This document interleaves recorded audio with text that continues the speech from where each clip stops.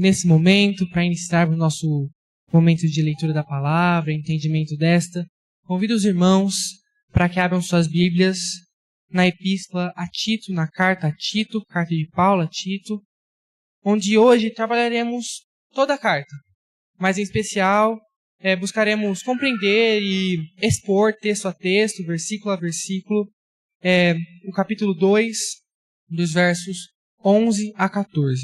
Então peço para que os irmãos abram suas Bíblias em Tito, na carta de Paulo a Tito, capítulo 2, onde leremos do versos 11 a 14.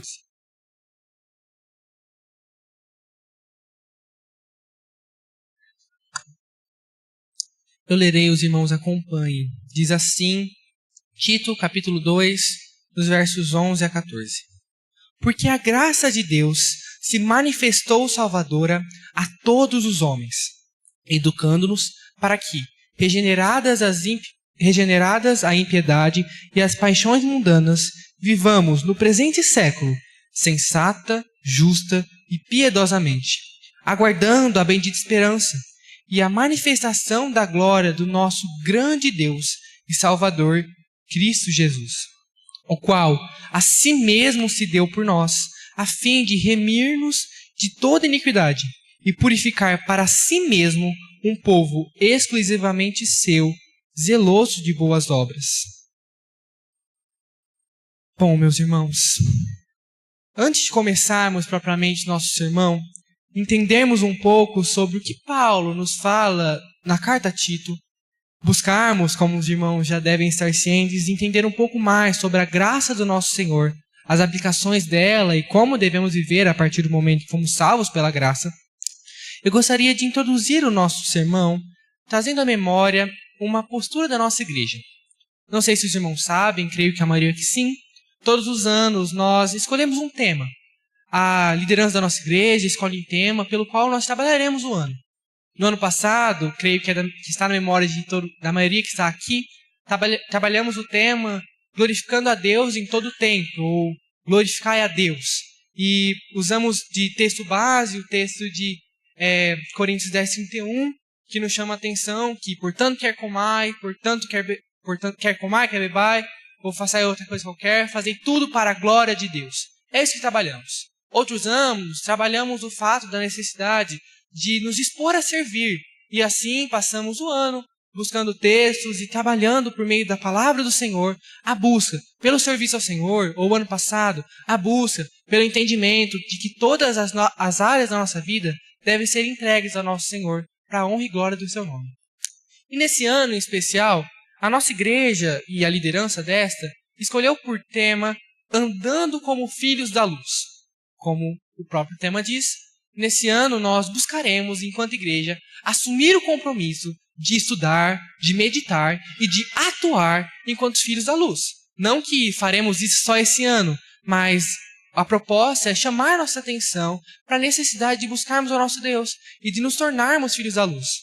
O texto de Efésios 5:8 nos chama a atenção, Paulo nos chama a atenção a sermos filhos da luz. Porém, se seguirmos o texto, Efésios 5:14, ele nos chama a atenção de outra forma e nos diz: desperta, ó tu que dormes. E é isso que vamos ver essa noite. O despertar daquele que foi alcançado pela graça.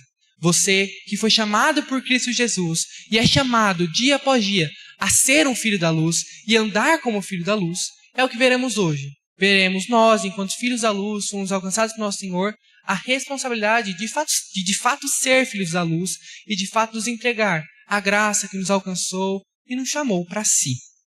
Bom, entendendo um pouco sobre a proposta de hoje, como os irmãos sabem, hoje eu estou aqui para substituir o reverendo Everton, que está pregando na segunda igreja de Jaboticabal. Por isso nós vamos fazer uma pausa nos nossos estudos em Gálatas. E hoje vamos voltar os nossos olhos para Tito. E como eu disse, meus irmãos, o nosso texto de foco hoje é a perícope do capítulo 2, verso 11 a 14. Mas vamos buscar entender o contexto todo da carta. Uma carta pequena em extensão, mas extremamente importante para nos chamar a atenção da responsabilidade que temos enquanto alcançados pela graça ou até mesmo enquanto filhos da luz. Bom, Para entendermos corretamente as palavras de Paulo e aplicarmos seus ensinamentos à nossa vida, precisamos começar pelo contexto da carta de Tito. Não se trata apenas de analisar as palavras isoladas, mas de enxergar o cenário, o propósito da carta, a forma com que Paulo conecta teologia e prática cristã. A primeira pergunta que é importante, que precisamos entender, é quem é Tito e qual é a sua missão? Bom, Tito era um cooperador de Paulo, um jovem pastor, enviado à ilha de Creta, com uma tarefa muito clara: organizar as igrejas. Haviam ali, na ilha de Creta e nas cidades espalhadas, muitos cristãos que provavelmente são frutos dos que foram alcançados lá em Atos 2, nos Pentecostes, e também por toda a evangelização de Paulo ali com as suas viagens missionárias ali na ilha de Creta. Mas essa comunidade carecia de uma estrutura, de uma liderança firme e de um ensino saudável. Se voltarmos nossos olhos para o texto, no capítulo 1, do verso 10 em diante, Paulo vai dizer a Tito, anteriormente, vamos voltar um pouco antes. Ele começa a epístola a Tito apresentando o objetivo de Tito. Tito deveria ir para a ilha de Creta com uma postura central, com um objetivo central, para que ele organizasse as igrejas ali presentes, constituindo presbíteros, para que essas estivessem organizadas e pudessem seguir por meio da palavra do Senhor, porque a igreja encontrava dificuldades para fazer isso. Como vemos no verso 5 do capítulo 1, que diz assim: para que pusessem em ordem as coisas restantes, bem como em cada cidade constituísse presbíteros. Ou seja, a carta nasce como uma necessidade pastoral urgente, colocar ordem na igreja de Deus em meio a um ambiente difícil, moralmente corrompido e espiritualmente confuso. E por que vemos que esse ambiente está corrompido e encontra dificuldades? Porque a igreja de Creta, mesmo já havendo muitos crentes, careciam de uma estrutura com líderes, pessoas que pudessem de fato os auxiliar.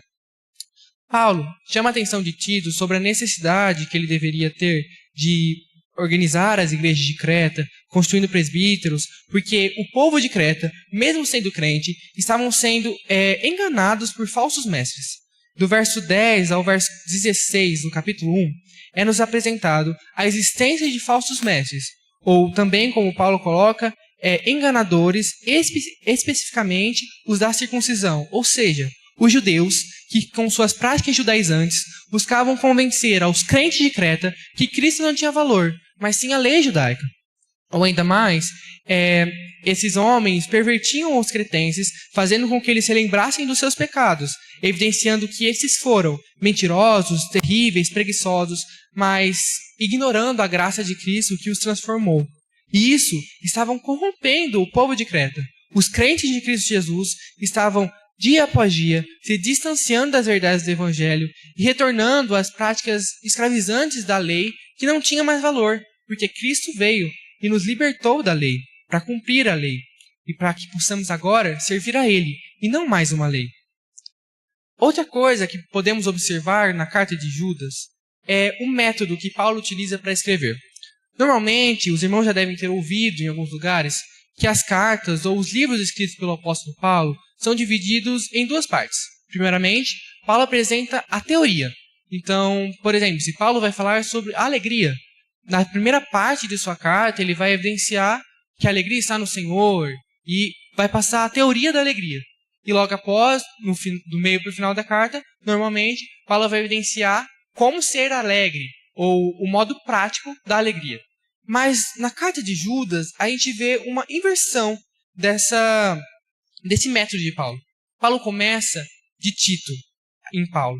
Paulo começa a falar sobre a necessidade do crente em Cristo Jesus ser irrepreensível e como ele deveria agir em cada situação, cada circunstância, ou qualquer crente que seja.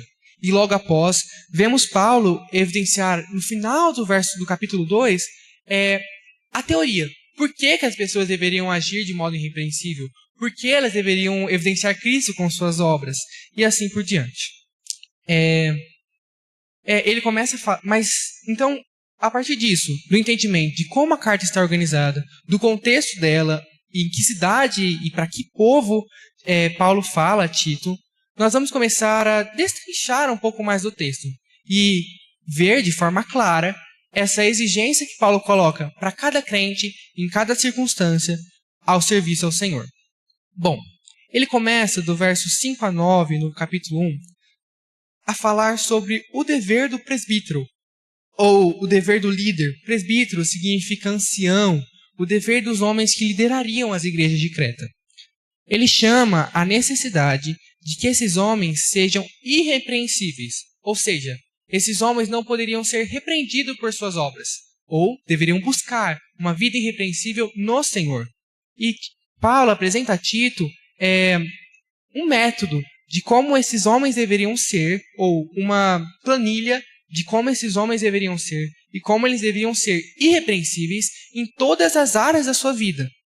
Isso a gente vê do versículo 5 a 9, de modo geral.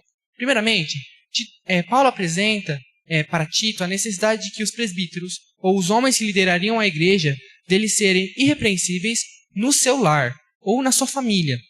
O texto coloca no capítulo 6 que os homens que seriam presbíteros, ou a liderança dessa igreja, eles deveriam ser irrepreensíveis na sua casa, sendo marido de uma só mulher, tendo filhos crentes, ou exortando os seus filhos na palavra. Além disso, o texto chama a atenção de que os presbíteros que seriam líderes dessa igreja deveriam ser irrepreensíveis no seu caráter pessoal, ou na vida pública. Não poderiam ser arrogantes, não poderiam ser irracíveis, não poderiam ser violentos. Antes, deveriam ser hospitaleiros, amigos do bem, justos, piedosos. Tudo isso a gente vê no verso 8, no verso 7. Também vemos que esses homens deveriam ser irrepreensíveis na sua vida espiritual e doutrinária. Apegados à palavra fiel, capazes de exortar pelo reto ensino para converter os que se contradizem. Isso vemos no verso 9. Então Paulo envia Tito mostrando primeiramente como um crente em Cristo Jesus deveria atuar. Sim, na pessoa dos líderes, mas também para todo crente. Ele fala isso pelo caso da igreja de Creta estar sendo corrompida pelos falsos mestres. E por isso eles precisavam de mestres fiéis à palavra, que conhecessem a palavra e buscassem irrepreensibilidade. Além disso, a partir do verso 2, Paulo vai falar a Tito sobre mais posturas ou mais pessoas que deveriam buscar a irrepreensibilidade. Por exemplo, ele começa falando que a vida cristã, independente da fase ou independente da posição, deveria ser vivida de modo irrepreensível, ou de modo a ornar em todas as coisas com a doutrina de Deus, nosso Salvador, que é o que vemos no verso 10 do capítulo 2. Bom, vamos destrinchar essa parte também. Primeiramente, ele apresenta os homens idosos, que deveriam ser temperantes, respeitáveis, sensatos, sadios na fé. Também apresenta as mulheres idosas, que, de semelhante modo, não deveriam ser caluniadoras, nem escravizadas ao vinho ou aos vícios, deveriam ser mestres do bem, deveriam instruir as mais novas. As mulheres jovens, recém-casadas, deveriam amar seus maridos e aos seus filhos, deveriam ser honestas, bondosas, boas donas de casa, para que a palavra de Deus não seja difamada. Quanto aos moços, ou também aos homens jovens, esses deveriam ser criteriosos, deveriam buscar junto ao Senhor. Paulo também chama a atenção do próprio Tito, dizendo: torna-te pessoalmente padrão dos fiéis. No ensino, mostra integridade, reverência, linguagem sadia e irrepreensível. E por fim, o texto trata sobre o servo e propriamente também do Senhor. O servo, o crente que é servo ou escravo, deveria ser obediente ao seu Senhor, não deveria furtar, mas antes deveria dar prova da sua fidelidade. E ele termina o verso 10 com uma chave primordial que nos levará para o nosso tema que trabalharemos essa noite. Bom, em todo o tempo, Paulo apresenta diversos cristãos em diversos contextos e como esses deveriam viver de forma irrepreensível. Para quê? Vemos no verso 5. Para que a palavra de Deus não seja difamada. Mas para quê? A fim, no verso 10, parte B, a fim de ornarem em todas as coisas a doutrina de Deus, nosso Salvador. Paulo nos chama a atenção e chama a Tito a atenção a necessidade de pregar o Evangelho para que os crentes em Creta, mas aqui hoje, para que os crentes de Araraquara, para que os crentes da IPRA sejam fiéis ao Senhor, busquem uma vida irrepreensível. Mas para quê? Para que a palavra de Deus não seja difamada. Mas para quê? A fim de ornarem em todas as coisas a doutrina de Deus, nosso Salvador. Ornarem no sentido de estar em conformidade, ser parecido, ser próximo. Devemos ver uma vida próxima à palavra do nosso Deus, irrepreensível, junto do nosso Deus e Salvador. Mas então, chegamos aqui e vemos que é uma ideia linda, que devemos estar sim junto da palavra do Senhor, que devemos buscar irrepreensibilidade, que essa é a forma que todo cristão deve agir. Mas como eu farei isso? Ou o que nos leva a viver assim? O que me leva, enquanto cristão, a viver uma vida irrepreensível? Onde posso me ancorar? Ou o que posso fazer para que a palavra de Deus não seja difamada por meio da minha vida? E aqui nos deparamos com a base de tudo, o foco de todas as coisas, o foco que Paulo coloca a Tito, mas também o foco de toda a obra do nosso Senhor. A graça, que se manifesta em favor de nós, nos salva, nos chama, nos educa e nos transforma para o nosso Senhor. Por isso, nessa noite, meus irmãos, eu convido a todos para que busquemos e olhemos ao texto de Tito, especificamente dos versos 11 a 14, no capítulo 2, para entender e olhar as manifestações da graça, ou a forma com que a graça salvadora se apresenta para nos transformar para a glória do nosso Deus, ou os aspectos da graça salvadora que nos transformam para a glória do nosso Deus. Esse é o tema que trabalharemos nessa noite. Vamos caminhar pelo texto observando os aspectos da graça salvadora que nos transformam para a glória do nosso Deus. Esse é o ponto, essa é a base central que nos responde à pergunta: o que nos leva a viver assim? A graça.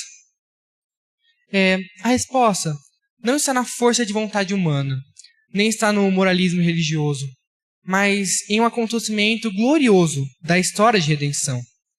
Porque a graça de Deus se manifestou salvadora a todos os homens. A manifestação da graça nos salva, nos transforma e nos ensina a viver de modo diferente. Nos ensina a viver de modo digno do Evangelho que nos salvou, da graça que nos salvou. Bom, em primeiro ponto, o primeiro aspecto que vamos trabalhar, o primeiro aspecto da graça salvadora que nos transforma para a glória do nosso Deus, se encontra no versículo 11.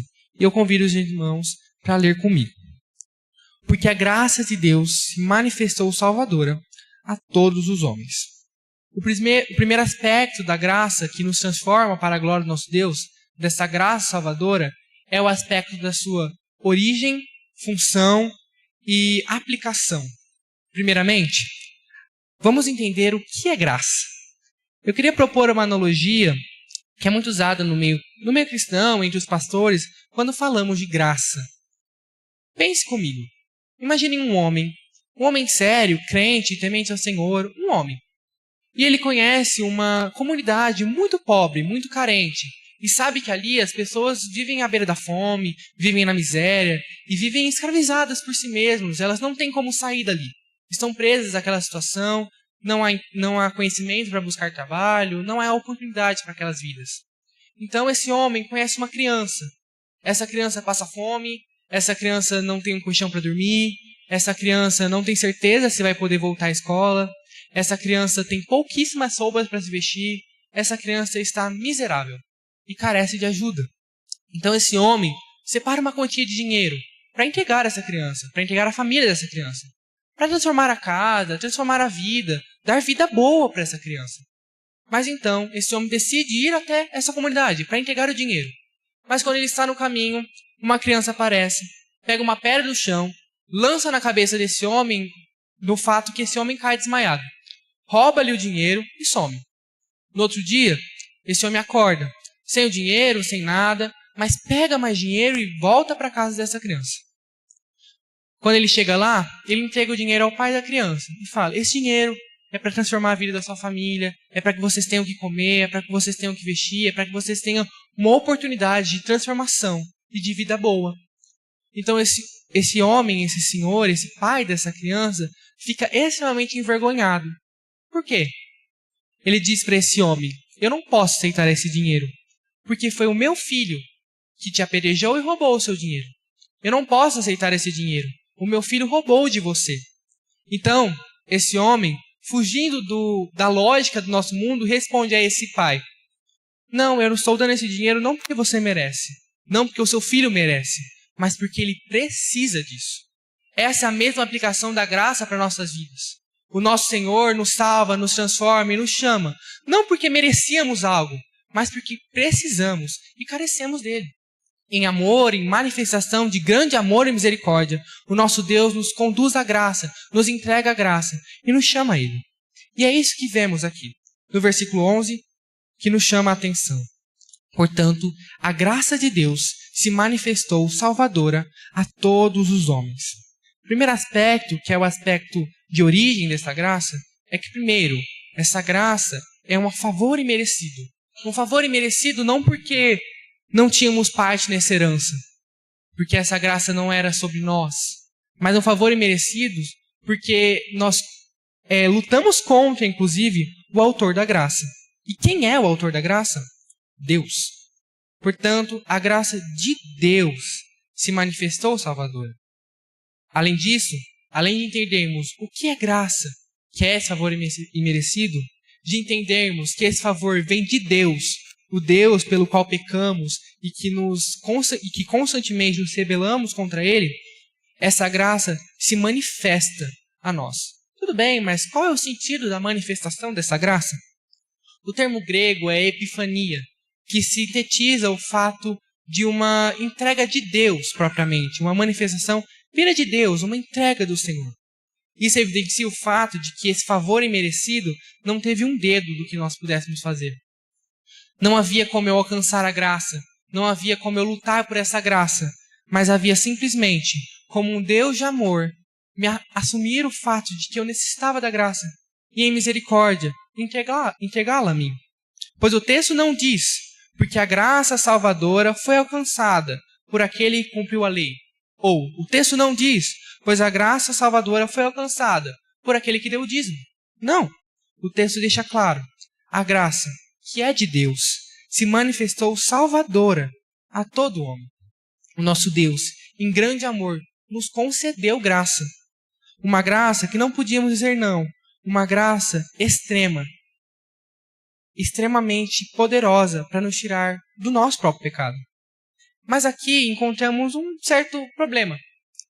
Dentro da igreja presbiteriana, nós assumimos a doutrina calvinista e entendemos que uma das doutrinas da graça é o fato de que a graça é irresistível. Não há como eu, enquanto homem e pecador, olhar para a graça ou para um presente entregue por Deus e dizer não. Ele já me salvou, não há como dizer não para a graça do nosso Senhor. E além disso, também cremos que a expiação é limitada. Ou seja, Cristo morreu na cruz para os seus. Mas peraí, temos uma contradição, acabamos com o calvinismo. A graça de Deus se manifestou salvadora a todos os homens. Porém, por isso, eu chamei a atenção dos irmãos para que pudéssemos olhar todo o contexto do texto. Além disso, a palavra todos usada no texto, no original, ela se refere, além de todos, mas também para desse tipo, tipos ou esse tipo de homens. Mas além disso, além da etimologia da palavra que nos conduz, que essa graça se manifestou salvadora a não a todo homem, mas a tipos de homem, também vemos isso de forma muito clara no próprio texto. Paulo começa a instruir a Tito sobre a necessidade dos presbíteros serem irrepreensíveis, dos homens velhos, dos homens novos, das mulheres velhas, das mulheres novas, dos servos, do próprio pregador enquanto Tito, de todo o cristão. Paulo chama a atenção que todo cristão deve ser irrepreensível e chama a atenção que essas pessoas se tornam irrepreensíveis por um motivo, porque a graça de Deus se manifestou salvadora a todos os homens. Todos os homens. Não é porque você é jovem demais que você pode não viver de modo irrepreensível. Não é porque você já é líder da igreja que você não pode viver de modo irrepreensível.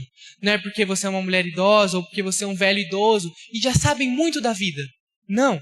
A graça te salvou e comprou todos por um alto preço. Para que todos os que foram comprados, todos esses homens que ele citou anteriormente, vivessem por meio da graça.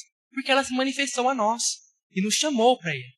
Além disso, esse aspecto de origem da graça, o primeiro aspecto da graça salvadora que nos transforma para a glória do nosso Deus, é propriamente a manifestação dela.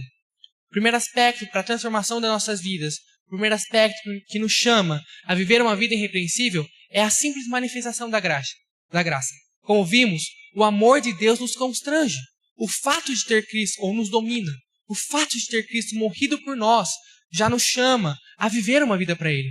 O fato da graça ter nos alcançado já nos chama a viver uma vida sã, uma vida sanada em Cristo Jesus, uma vida transformada por Ele.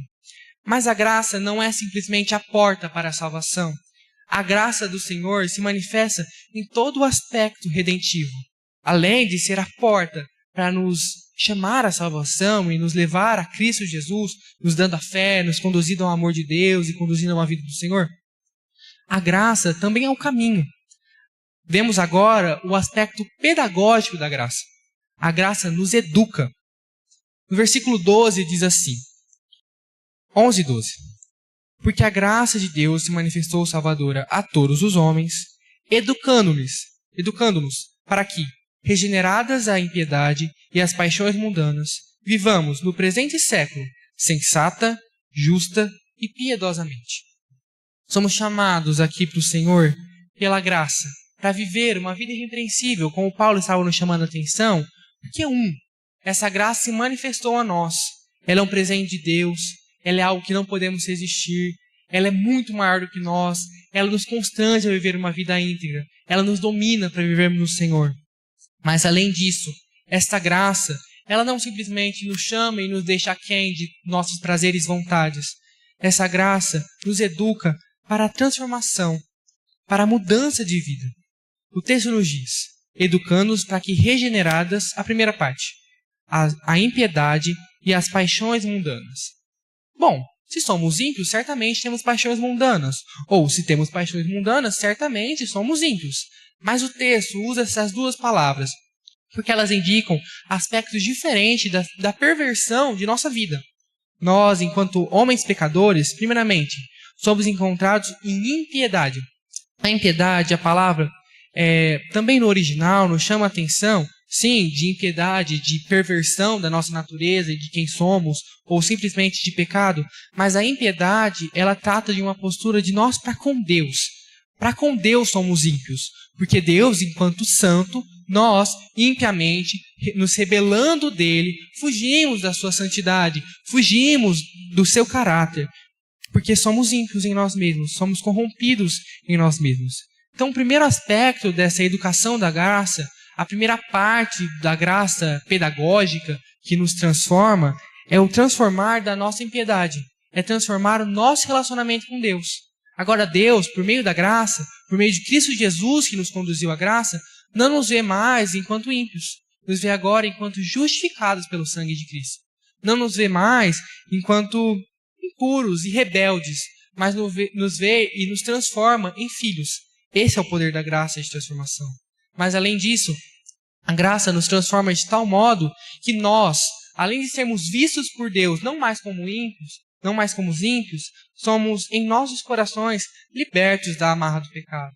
Somos regenerados das paixões mundanas.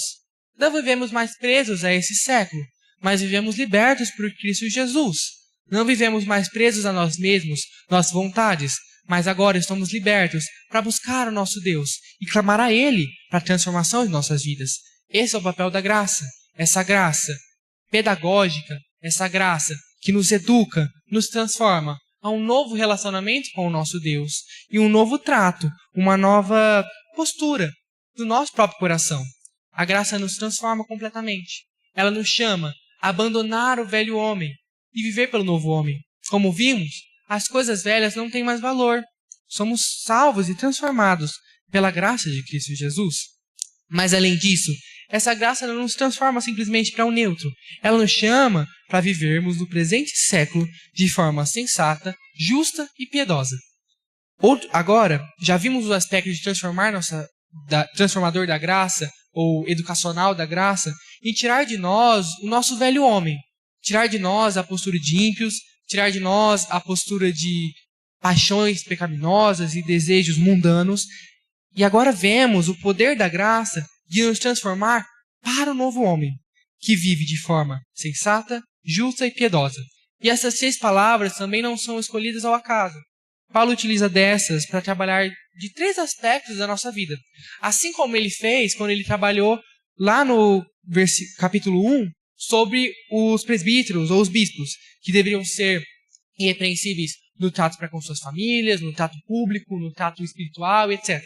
Aqui também vemos 3 aspectos que a graça transformadora atua em nós. Primeiramente, a graça que nos transforma e que nos educa, ela nos transforma para a sensatez. Antes, enquanto ímpios, nós éramos perdidos da sensatez e em nós mesmos estávamos escravos, como vimos, às nossas paixões mundanas.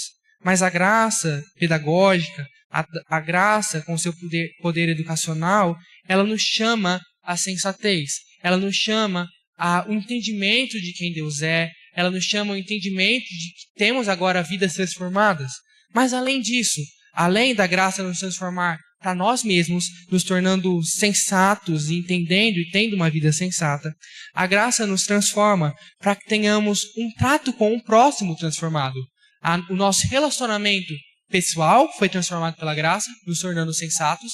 Nosso pensamento, nossas ações interpessoais foram transformadas pela graça. Pois agora, a graça nos leva a viver uma vida justa. Não buscando fazer com que nossas vontades prevaleçam sobre a do outro. Não buscando que os nossos prazeres sejam satisfeitos, mesmo que o sofrimento do outro esteja em risco.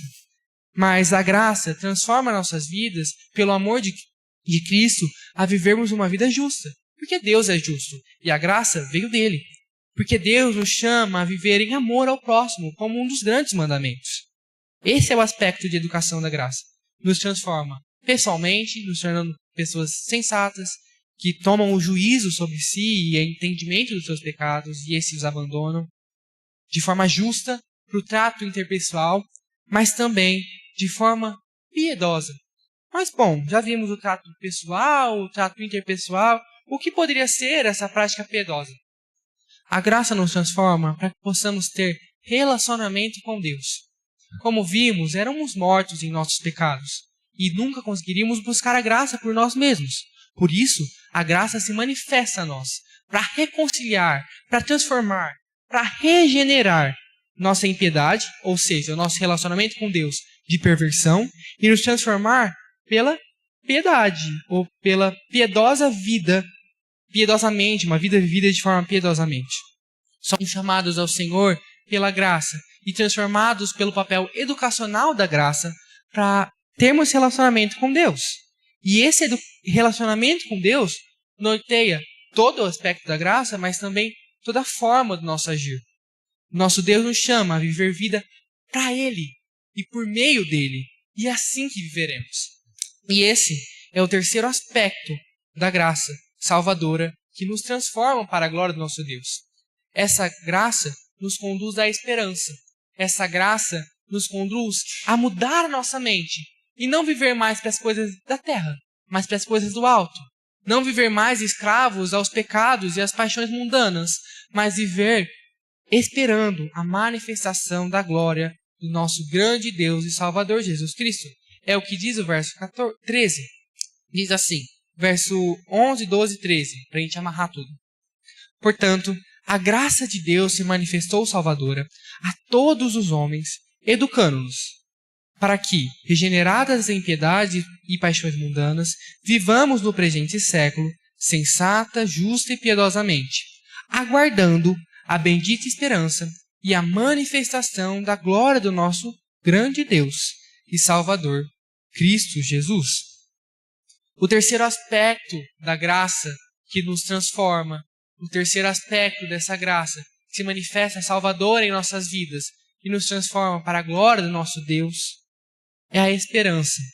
é um mudar de nossas mentes. Já não vivemos mais escravizados com nossas mentes insensatas, mas agora vivemos pela transformação da graça para a sensatez. Não vivemos mais com nossa vida injusta e com nossos pensamentos injustos, mas fomos salvos pela graça para a justiça. E assim também fomos salvos pela graça para a piedade, para a busca a Deus e para a vida com Deus. E isso nos conduz a uma vida de fé. A graça nos salva nos entregando a fé, e por meio dessa fé somos salvos. Por isso, aguardamos a bendita esperança, crendo no fato de que Cristo veio ao mundo enquanto homem, em amor de nós, para morrer pelos nossos pecados e nos conceder a fé nele, nos conceder a graça da salvação, nos conceder pelo seu sangue a nossa transformação de vida, conceder pela sua ressurreição a justificação de nossas almas perante o Senhor. Essa é a bendita esperança que vivemos agora, pelo qual fomos alcançados pela graça. O texto de Tito nos chama à necessidade de sermos irrepreensíveis. O texto de Tito chama a responsabilidade de todo crente viver de forma íntegra no Senhor. Por quê? Porque a graça te alcançou. Porque a graça se manifestou a você, porque Cristo teve que morrer em seu lugar. Porque a graça te educa. Se você é cristão, se você foi alcançado pela graça e não tem renegado as suas paixões mundanas, não tem deixado para trás a sua impiedade, sim te dizer, você está ou se enganando, ou você está usando em vão a graça que você recebeu. Quando terminarmos a exposição dos aspectos da graça, eu convido os irmãos para que nós voltemos nossos olhos para 2 Coríntios, e lá veremos os aspectos desta graça que nos transforma totalmente, mas que nos chama a uma vida santa. Abra suas Bíblias, por favor. Em 2 Coríntios 5,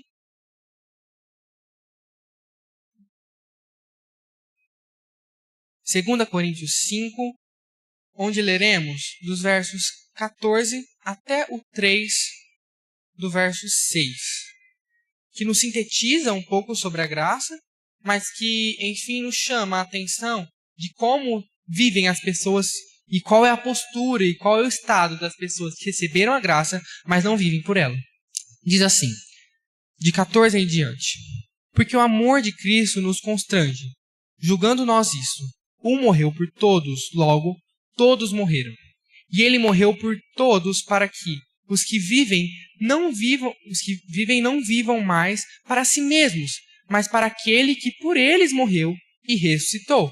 Assim que nós, daqui por diante, a ninguém conhecemos segundo a carne. E se antes conhecemos a Cristo segundo a carne, já agora não o conhecemos desse modo. E assim, se alguém está em Cristo, é nova criatura. E as coisas antigas já passaram, eis que se fizeram novas. Se você foi salvo por Cristo Jesus, as coisas antigas já passaram, se fizeram novas. Se a graça se manifestou salvadora sobre sua vida, ela te educou e te transformou, te libertando da impiedade, te libertando das paixões do seu coração que te amarravam, que te prendiam. Agora tudo se fez novo. Já não conhecemos mais nem a Cristo, nem os homens que poderíamos conhecer segundo a carne, mas em Cristo Jesus. Assumimos nossa postura enquanto cristãos, enquanto nova criatura, e vivemos por isso. Diz assim, continue comigo. 2 Coríntios 5, 18 em diante.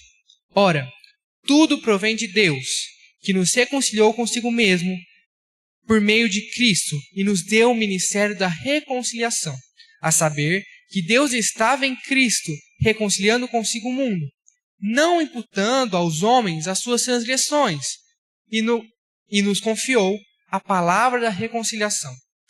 Agora ele faz um parênteses falando sobre os apóstolos, porque ele está fazendo uma exortação ao zelo apostólico nesse contexto. De sorte que somos embaixadores em nome de Cristo, como se Deus exortasse por nosso intermédio, em nome de Cristo. Pois rogamos que vos reconcilieis com Deus. Aquele que não conheceu o pecado, ele o fez pecado por nós, para que nele fôssemos feitos justiça de Deus. E nós, na qualidade de cooperadores com ele, também vos exortamos a que não recebais em vão a graça de Deus. Meus irmãos, se você recebeu a graça de Cristo Jesus, se você foi alcançado por essa graça que se manifestou livremente a você não teve que fazer nada por isso, é simplesmente misericórdia. Se você foi alcançado pela graça, que pedagogicamente te liberta do seu passado e te chama a uma nova vida, de duas uma. Ou você não conheceu a graça, e por isso, como vimos no verso 16, você não tem conhecido as coisas não mais pela carne, mas tem vivido pela carne, ou você tem recebido em vão a graça de Deus. Cristo morreu em seu lugar. Cristo é Deus e veio ao mundo para se crucificar para te salvar. Por isso, somos chamados a viver de modo irrepreensível. Mas viver de modo irrepreensível é muito difícil. Tudo bem, também era difícil para Cristo vir ao mundo e morrer pelo seu pecado. E ele veio. Também era difícil entregar em amor tudo aquilo que nós poderíamos renegar. Mas ele nos chama com a sua graça irresistível, nos dá uma nova vida. E por que temos vivido a desgraça da graça, ao invés de vivermos a graça salvadora, a graça que transforma, a graça que traz vida? Volte seus olhos para o texto de Tito. Vimos até agora o poder e o tamanho dessa graça que nos chama a viver uma vida íntegra, porque ela se manifestou a nós, salvadora, irresistível e nos chamando pessoalmente. Além disso, vimos que essa graça nos educa para abandonarmos o passado e vivermos de forma nova no nosso relacionamento pessoal, no nosso relacionamento com os próximos, no nosso relacionamento com Deus. Vimos que essa graça transforma a nossa mente de tal forma que agora não vivemos mais com a carne, mas vivemos e conhecemos as coisas agora em Cristo Jesus. Vivemos agora esperando, na bendita esperança. Vivemos pela epifania, ou a manifestação da glória do nosso grande Deus e Salvador Jesus Cristo. Cremos em Cristo Jesus. Vivemos enquanto filhos da luz. Cremos que Ele veio ao mundo nos salvar. Então vivamos enquanto pessoas que creem nisso. Transformemos nossa vida pessoal, transformemos nossa vida interpessoal, transformemos nossa vida com Deus, para que não recebamos em vão a graça que nos foi dada por alto preço. E é isso que vemos agora. Verso 14. O qual, ele está falando de Cristo, o qual a si mesmo se deu por nós, a fim de remir-nos de toda iniquidade e purificar para si mesmo um povo exclusivamente seu, zeloso de boas obras. O último aspecto, um dos últimos aspectos da graça salvadora, que se manifesta em favor de nós, para nos transformar para a glória do nosso Deus, é que essa graça vem como presente, mas nos cobra um encargo. Essa graça vem enquanto presente, mas nos chama a uma responsabilidade. Cristo Jesus morreu para te dar a graça, de graça. Mas Ele te chama agora, você que já foi salvo pela graça, que mediante a fé foi salvo em Cristo Jesus, não porque fez algo para merecer isso, mas porque agora é sua responsabilidade, enquanto filho da luz, é sua responsabilidade, enquanto alguém que foi salvo por Cristo Jesus, viver por isso, viver para Cristo Jesus, ser um povo zeloso de boas obras. O texto, versículo 14, sintetiza tudo o que Paulo já falou. Primeiramente, chama a atenção que Cristo nos deu a graça por meio da sua morte, o qual a si mesmo se deu por nós, e fala da finalidade da entrega da graça, a educação, de remir-nos de toda iniquidade e purificar. Pronto, vimos aqui verso 11 e 12 sintetizado no verso 14, mas ele não para. E purificar, não simplesmente assim, mas purificar para si mesmo um povo exclusivamente seu. Mudamos a nossa mente, não pensamos mais com as coisas terrenas. Fomos salvos pela graça e agora não conhecemos mais nada, se não for por meio de Cristo. Conhecemos a Cristo porque Ele nos salvou. Conhecemos ao próximo porque Deus nos permitiu conhecê-lo para amá-lo em Cristo Jesus. É o que vimos no texto de 2 Coríntios. Foi nos dado o ministério da reconciliação para pregarmos, para amarmos as pessoas por meio dele. O texto nos chama a atenção de que Cristo nos chama à exclusividade, e esse é o presente da graça. Cristo nos chama para ser seu, e não existe presente maior que esse. Pode ser o seu maior bem de consumo, pode ser o sonho da casa própria, mas não existe presente maior do que ser exclusivamente de Cristo Jesus. Não existe presente maior de ter a vida transformada pelo Deus verdadeiro, pelo único e verdadeiro Deus, que nos chama com o presente de sermos seus, que nos chama com o presente de sermos agora filhos de Deus, mas de além disso, nos traz a responsabilidade, o encargo de sermos um povo zeloso de boas obras. Além disso, Leamos juntos o verso 15. Aqui no versículo 15, Paulo está chamando a atenção de Tito, para ele pregar o evangelho e cumprir com o que Paulo tem ensinado. Mas aqui, agora, nós, enquanto embaixadores de Cristo Jesus, enquanto real sacerdócio de Cristo Jesus, também temos a responsabilidade, sendo povo zeloso de boas obras, de pregar o evangelho e de amar as pessoas por meio da graça. Diz assim: diz essas coisas, exorta, repreende também com toda a autoridade, ninguém te despreze.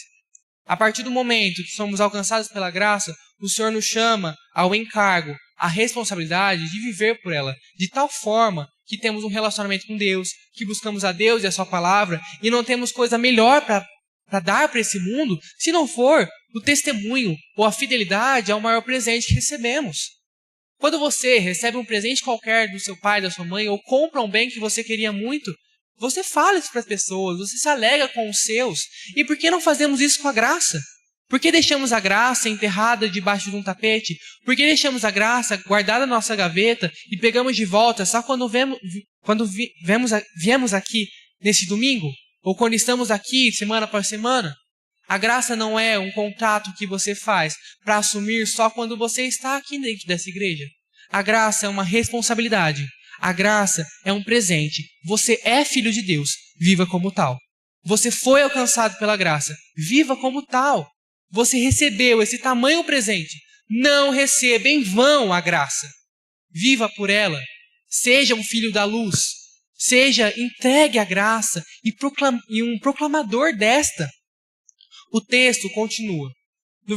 No capítulo 3, Paulo vai exortar a Tito, mais uma vez, sobre outras posturas que os crentes devem ter. Ele vai falar, nesse paralelismo que ele tem feito, sobre a responsabilidade de sermos fiéis às autoridades. Então, as autoridades que estão sobre nós, devemos ser fiéis a eles. Mais um ponto para aquele que é filho de Cristo, para aquele que também foi alcançado pela graça e deve ser irrepreensível. Mas a partir disso, do verso 3 em diante, vemos a evidência clara e a síntese de tudo o que estudamos até agora. Convido os irmãos para que leiam junto. Convido os irmãos para que prestem atenção. Para que esse não seja mais um domingo que nós ouvimos a palavra do Senhor e voltamos nos nossos lares e esquecemos. A palavra do Senhor deve ser meditada e devemos viver por ela. Creio fielmente, dou glória a Deus que essa igreja é uma igreja bíblica. Uma igreja que tem vivido como servo de Cristo Jesus. Mas somos mais uma vez exortados e chamados a viver de modo digno da graça que recebemos. A viver como aquele que é filho de Cristo Jesus, como aquele que faz parte do povo exclusivamente de Cristo, zeloso de boas obras. Leiamos, para terminar, dos versos 3 em diante. Eu lerei, os irmãos acompanhem.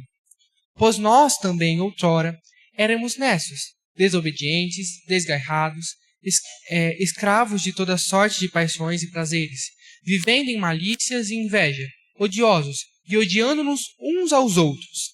Quando, porém, se manifestou a benignidade de Deus, nosso Salvador, e o seu amor para com todos, não por obras de justiça praticadas por nós, mas segundo a sua misericórdia, sua graça.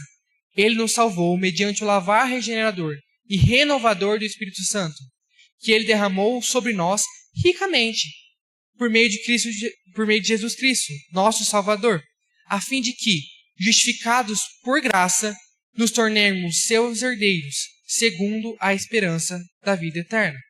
Aqui Paulo faz a síntese de tudo o que estudamos. Éramos necios, éramos escravos dos nossos pecados, mas a graça e a salvação de Cristo Jesus se manifestou em nossas vidas para a transformação desta. Nós devemos viver de forma irrepreensível, porque, primeiramente, a graça de Deus tem por aspectos para a transformação das nossas vidas, para a glória do nosso Senhor, primeiramente, a sua manifestação, que, como vimos, não é por justiça praticada por nós, mas é pela misericórdia de um Deus que nos salvou, mediante o seu regenerador e renovador derramar do Espírito Santo. Além disso, vemos que essa graça não é simplesmente a porta de entrada para a salvação. Ela é tudo. Ela é o caminho, ela é o ensinamento, ela é a mudança de mente, ela é aquilo que nos sustenta em Cristo Jesus. Sua graça, seu amor, sua constante transformação em nossas vidas. Essa graça, ela tem por seus aspectos, a educação, que nos regenera do que éramos. Nós éramos antes odiosos, invejosos e cheios dos nossos pecados, mas agora fomos regenerados pela graça, que nos leva a viver uma vida sensata, ou seja, uma vida com sensatez e com nós mesmos, não vivendo mais agarrados ao pecado, uma vida justa, em amor para com o próximo, uma vida piedosa, junto do nosso Senhor. Além disso, essa graça se manifesta no transformar de nossas mentes, conduzindo-nos a aguardar a bendita esperança, a manifestação do glorioso dia, a manifestação do nosso Deus Salvador. Nos dá a fé. Essa graça nos conduz à fé, nos conduz a uma vida nova. E assim vemos o último ponto. A graça nos traz um presente, ser povo exclusivo de Deus. Um presente, ser filho da luz. Um presente, ser salvo em Cristo Jesus. Mas uma responsabilidade. Você é filho de Jesus, viva como tal. Uma responsabilidade. Você é filho da luz, proclame a luz, brilhe a luz de Cristo. Você é um povo, você faz parte do povo exclusivo de Deus, zeloso de boas obras. Meus irmãos, não há motivo para aquele que foi alcançado pela graça viver em seus pecados. E não falo essas coisas condenando-os porque sou santo, mas porque também careço do Senhor. Todos nós, enquanto igreja, enquanto povo exclusivo do Senhor. Não falo isso porque esse texto não mexeu comigo, mas ele me transformou. A partir da leitura e da busca de compreender mais sobre o texto, o Senhor foi muito bondoso também para comigo, me mostrando e conduzindo a mim a não receber em vão a graça. A graça é muito grande para que brinquemos com ela. Nosso Deus é muito grandioso em glória para que brinquemos com Ele. Ele te salvou? Viva como tal, pois agora é o momento. Não há tempo a perder. Você foi salvo pela graça para a vida eterna. Não viva preso a esse mundo. Você foi salvo pela graça para um relacionamento com Deus. Não viva em relacionamento com seus pecados. Você foi salvo pela graça para a nova vida. Joga a velha fora. Essa é a razão da nossa existência. Amém? Que possamos de fato entender o papel da graça em nos transformar e viver por ela. Porque essa é a razão pela qual Cristo nos salvou. Para que tenhamos vida íntegra e vida boa junto dele. Nesse sentido, meus irmãos, convido a todos a orarmos ao Senhor. Eu vou orar, encerrando esse momento de leitura da palavra e exposição dessa, mas convido a cada um de per si a buscar ao Senhor em seus pensamentos, buscar ao Senhor em oração, colocando a sua vida enquanto filho da luz. Se você foi alcançado pela graça, viva pela graça. Se você ainda não sabe se foi alcançado por Cristo Jesus, avalie sua vida. Você tem recebido em vão a graça? Se não, se entregue e trabalhe ao Senhor. Se sim, se arrependa dos seus pecados, transforme o seu viver, porque a graça fará isso. Não é por tuas obras, não é por tuas mãos, mas Deus, por meio da graça, transforma teu viver, transforma tuas vontades, transforma a sua existência. Amém?